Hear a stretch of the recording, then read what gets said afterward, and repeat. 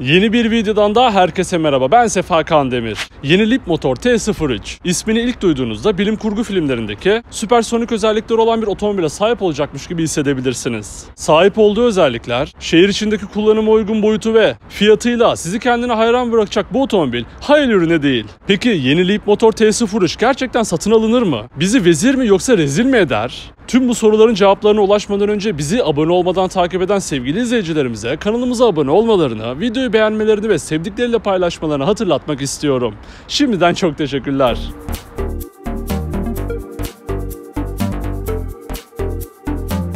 Sadece T03'ün değil, markanın da tarihi bir o kadar yeni. İlk defa 2015 yılında Çin'de elektrikli otomobiller üretmek için kurulan Leap Motor, kurulduktan çok kısa bir süre sonra ciddi bir satış adedine kavuşarak iddiasını korudu. Hali hazırda S01 isimli spor sedan, C11 isimli C Station Wagon, C01 isimli D sedan ve bizim odağımızdaki T03 isimli A hatchback olmak üzere 4 modeli bulunan marka gerçekten uygun fiyata kaliteli otomobil deneyimini müşterilerine sunuyor. Yeni Leap Motor T03, şehir içinde kullanımda sunduğu boyutlarıyla çok merak edilenler arasındaki yerini aldı. Yeni Leap Motor T03'e önden baktığımızda oval tasarımıyla smart modellerini andıran bir suratla karşılaşıyoruz. Özellikle LED gündüz ve sinyal lambalarına eşlik eden mercek farları sayesinde fiyatına ve segmentine göre lüks görünen yeni T03 bir hayli sevimli duruyor. Bu farların ortasında kapalı bir panjurla ortasında marka logosunun bulunduğu kapakla saklanan şarj soketi bulunuyor. Sade bir tamponla biten ön tarafta onu uzaktan gördüğünüzde elektrikli otomobil olduğunu anlamakta zorlanıyorsunuz. Yeni Leap Motor T03'ün boyutlarına dair en net fikre sahip olacağımız profilini gelin hep birlikte inceleyelim. Yeni T03'ün profiline geçtiğimizde segmentinde birçok içten yanmalı motora sahip rakiplerinden dahi daha yakışıklı bir tasarımla karşılaşıyoruz. Yana doğru uzanan farlar ve stoplar, boyuna göre gayet ferah hissettiren yan camları ve keskin omuz çizgisiyle diri bir duruş kazanılmış. Bu omuz çizgisinin hemen üstünde büyük yan aynalar görüş açısına büyük katkı yapıyor.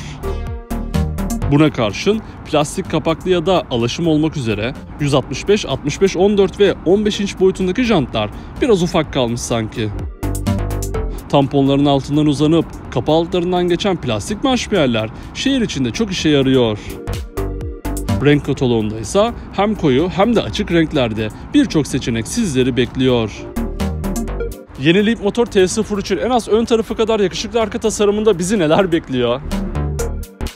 Yeni T03'ün arka tarafına geçtiğimizde yakışıklı bir tasarım bizi karşıladı. Özellikle uygun fiyatlı otomobillerde önü iyi olursa arkasının garip, arkası iyi olursa önü garip olan tasarımların aksine lüks ve iyi hissettiren bir arka tasarıma sahip olmak benden artı puanı kapıyor. Üst tarafta tavandan gelen çizgisiyle birleşip üzerinde herhangi bir spoilerın bulunmadığı cam bulunuyor. Boyuna göre geniş olan bu camın görüş açısını yan aynalar tamamlıyor. Bagajın ortasına geldiğimizde ise siyah bir parça üzerine konumlanmış Leap Motor yazısını görüyoruz. Arkayı daha geniş gösteren bu hamleyi de ben oldukça beğendim. Köşelerde ise LED gündüz farları ve karizmatik şekilleriyle stoplara yer verilmiş. Elektrikli otomobil olduğu için herhangi bir egzoz çıkışının bulunmadığı tampon da şıklık konusunda başarılı. Yeni Leap Motor T03'ün şehir içi kullanımına biçilmiş kaftan boyutlarına geldiğimizde kafamızdaki soru işaretleri de cevap buluyor. Yeni T03 3620 mm uzunluğunda, 1652 mm genişliğinde ve 1577 mm yüksekliğinde boyutlara sahip. Dingil uzunluğunda ise bizi şaşırtarak 2400 mm uzunluğunda bir değeri bize sunuyor. Bu boyutlarla A segmentinde içten yanmalı motoruyla lider rakibi Picanto'yla benzer boyutlara sahip. Yeni Leap Motor T03'ün en çok vakit geçireceğimiz iç mekan özelliklerini yakından tanıyalım. Yeni Leap Motor T03'ün iç mekana geçer geçmez itiraf etmek gerekirse ilk bakışta etkilenmeyi başarıyoruz. Ne elektrikli otomobillerin garip tasarımlarından ne de A segmentinin darlığından nasibini almayan yeni T03 çok şık gözüküyor. Yeni T03'ün manuel ayarlanabilir koltuklarının yanal ve sırt destekleri sınıf standartlarını karşılıyor. Bu rahat koltuklara oturduğunuzda ise benim açık ara en çok beğendiğim tasarımıyla direksiyon simidi ellerinizin arasında beliriyor. Üzerinde marka logosunun bulunup fonksiyon tuşlarının köşelerde yer aldığı bu 6 kesik spor direksiyon bizden tam puan almayı başardı. Bu şık direksiyon simidinin hemen arkasında ise yeni T03'ün anlık tüketim verilerine, batarya seviyesine, hız ve navigasyon bilgileri gibi özelliklere erişebileceğiniz 8 inç büyüklüğünde tamamen dijital ekran bulunuyor. Oval havalandırma ızgaralarıyla bütünleyici bir tasarıma kavuşan ön konsolun ortasında ise 10.1 inç büyüklüğünde dokunmatik multimedya ekranı bulunuyor. Araçla ilgili tüm teknolojinin, bağlantı özelliklerinin, klima ayarlarının ve tüm detayların bu ekran üzerinden yönetilmesi işleri hem kolaylaştırıp hem de zorlaştırıyor. Renkleri ve temasıyla bir hayli başarılı olan bu ekran, iç mekanın havasını tamamen değiştirmiş. Simetrik olmayan orta konsola indiğimizde herhangi bir vites kolu göremiyoruz. Çünkü yeni T03'ün vites kolu Mercedes modellerinden hatırladığımız gibi direksiyonun hemen arkasında yer alıyor. Arka konsolda ise kapakla korunan 2 adet USB bağlantı noktası ve 12 volt soket girişi bulunuyor. Devamında cep telefonunuzu koyabileceğiniz bir alan ve açılır kapanır bardaklığı görüyoruz. Koltukların arasında elektronik park frenine yer verilmiş. Buna ek olarak bu segmentte belki de fark yaratacak açılır perdeli cam tavanda yeni Leap motor T03'te sizi bekliyor. Fakat olsa şahane olacak ambiyans aydınlatma henüz bulunmuyor. Peki boyutlarıyla Picanto'ya benzettiğimiz yeni T03'ün arka yaşamalarına geldiğimizde tasarımıyla konforlu görünen koltuklar bizi karşılıyor. İki yetişkinin rahatlıkla seyahat edebileceği bu koltuklarda çocuklu ailelerde pratik seyahatler yapabilir. Geniş yan camlar ve cam tavan sayesinde ferah hissedeceğiniz arka tarafta yolcular için orta konsol üzerinde sadece bir bardaklığa yer verilmiş. Yeni T03'ün dar bir yükleme alanına sahip bagajında ise 210 litre hacme sahip olacakken arka koltuklara yatırdığınızda bu hacim 508 litreye çıkıyor. Yeni Leap T03'ün hem boyutuna hem de fiyatına göre sizi şaşırtacak güvenlik ve sürücü yardımcı özelliklerini öğrenmeye hazır mısınız? Yeni Leap motor T03'ün şasisinde %70 oranında yüksek dirence sahip çelik kullanılıyor. Buna ek olarak üzerinde yer alan 11 adet radar sensörü de bu güvenliğin artmasına sebep oluyor. Süspansiyon tarafında da iddiasını koruyan T03'ün ön tarafında MacPherson süspansiyon sistemi kullanılırken arkalarda torsiyona yer veriliyor.